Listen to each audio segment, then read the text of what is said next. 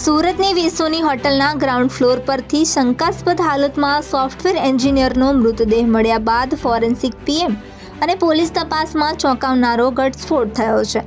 Software એન્જિનિયરે હોટલમાં આવતા પહેલા નજીકની એક દુકાનમાંથી છરો ખરીદ્યો હોવાનું પણ સામે આવ્યું છે। ત્યારબાદ હોટલના રૂમમાં પોતાના શરીર પર જાતે જ છરાના ઘા મારી આત્મહત્યા કરી હોવાનો ખુલાસો થયો છે। અક્ષત શાહ નામનો સોફ્ટવેર એન્જિનિયર વાર્ષિક 50 લાખના પેકેજ સાથે બેંગ્લોરની ખાનગી કંપનીમાં નોકરી કરતો હતો। આત્મહત્યા પહેલાં તેને પોતાની કંપનીને એક મેલ કરી પોતે હોટલમાં રોકાયો હોવાની તેની પત્નીને જાણ કરવા જણાવ્યું હોવાનું પણ સામે આવ્યું છે। પોલીસે એક સુસાઇડ નોટ પણ કબજે કરી છે, જો કે આત્મહત્યાનું કારણ હજી સુધી અકબંધ છે। પોલીસે અલગ અલગ દિશામાં તપાસ હાથ ધરી છે।